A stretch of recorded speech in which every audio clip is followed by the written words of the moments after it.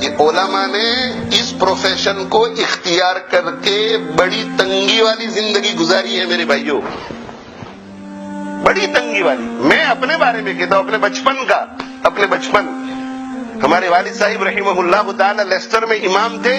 14 pound کی تنخواہ تھی، 14 پاؤنڈ، 14 پاؤنڈ کی تنخواہ تھی اس زمانے میں. جب دوسرے لوگ 50 اور 60 پاؤنڈ کماتے تھے. فل ٹائم ورکرز جو تھے وہ 40، 50، 60 پاؤنڈ کماتے تھے. اس وقت ہمارے والد صاحب کی فل ٹائم کی تنخواہ 14 پاؤنڈ تھی. انصاف کہیے علماء کے ساتھ. اور ہم کتنے بھائی بہن تھے؟ 10 بھائی بہن. گھر کا کرایہ خود دینے کا، اور ہم سب کے یہاں آنے کا جو قرض لیا تھا ٹکٹوں کا وہ سب اپنے سر پر. اور وہاں سے پھوپھی، چچا، کسی کا بھی خط آوے تو وہاں بھی پیسے بھیجنے کے. یہ قربانی نہیں تو اور کیا ہے؟ آپ اور اس سے زیادہ قربانی کیا چاہتے ہیں؟ اس سے زیادہ آپ قربانی علماء سے کیا چاہتے ہیں؟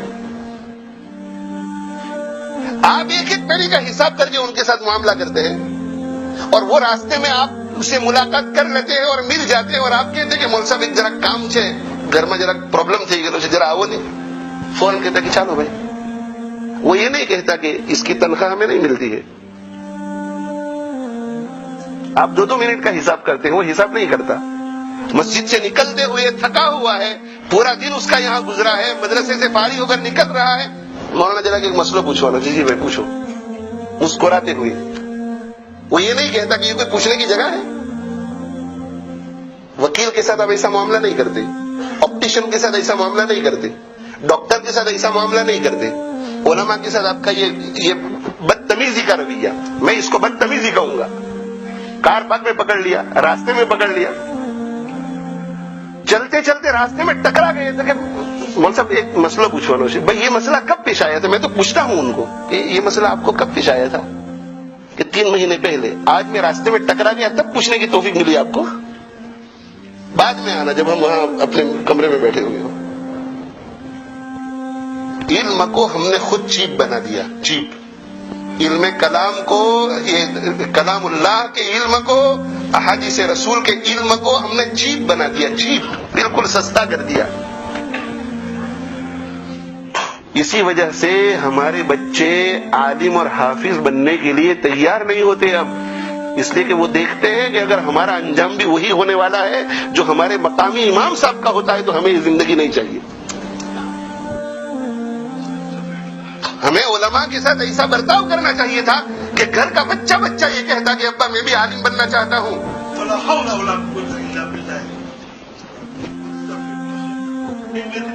سنجیدگی سے میرے بھائیو سوچو، سنجیدگی سے سوچو. میں بہت درد دل سے کہہ رہا ہوں، واللہ العظیم نیت میری صرف یہی ہے کہ جن مسلمانوں کے دلوں میں علماء کی حقارت ہے وہ باقی نہ رہے. اس لیے کہ اگر یہ باقی رہی تو ایمان سلب ہو سکتا ہے، ایمان سلب ہو سکتا ہے، ایمان چھینا جا سکتا ہے موت کے وقت. میں یہ نہیں کہتا کہ آپ ان کو دعوتیں کھلاؤ، میں یہ نہیں کہتا کہ آپ ان کو ہدیے دو، میں یہ نہیں کہتا کہ ان کی تنخواہ بڑھاؤ. شاذ و نادر ہی ایسا واقعہ سننے میں آیا ہوگا. میرے علم میں آج تک ایسا واقعہ سننے میں نہیں آیا کہ کسی مسجد میں کسی امام نے یہ کہا ہو یا وہاں کے مدرسین نے یہ کہا ہو کہ بھائی اب تو حد ہو گئی، تنخواہ بڑھاؤ ورنہ منڈی سے ہم پڑھانے کے لیے نہیں آئیں گے. سنا آپ لوگوں نے کبھی امام نے یہ کہا ہو کہ بھائی تنخواہ بڑھاؤ ورنہ کل سے میں نہیں آؤں گا؟ 7 days ابھی کام کرتے ہیں. بہت سی مسجدوں میں 2 امام نہیں ہوتے. چھٹیوں کا کوئی حساب ہی نہیں.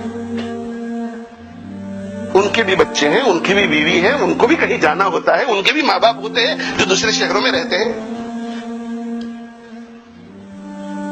میں یہ کہتا ہوں کہ احترام سے پیش آؤ.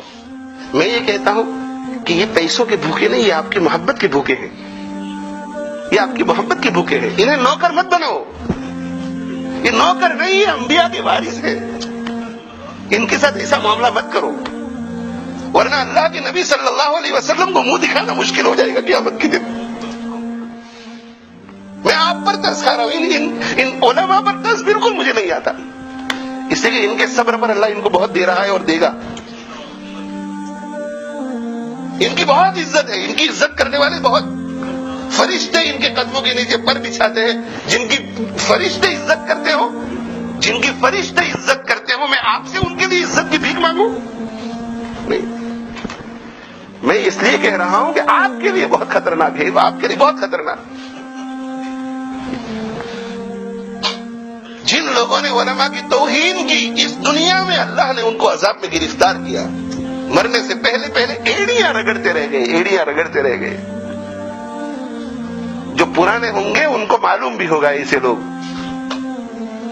جو علماء کے دشمن تھے اللہ نے گرفت میں لیا ان کو. ان کی اولاد بے راہ روی کی شکار ہو گئی. جو علماء سے محبت رکھنے والے جاہل لوگ تھے اللہ نے ان کی اولاد کو علماء بنایا. اور جو دیندار سمجھے جانے والے لوگ علماء کی مخالفت کرنے والے تھے ان کے گھروں میں اولاد مرتد ہو گئی. میں جانتا ہوں ایسے لوگوں کو، میں جانتا ہوں ایسے لوگوں کو کہ خود دیندار مگر علماء کی توہین کی تو اولاد مرتد ہو گئی، مرتد.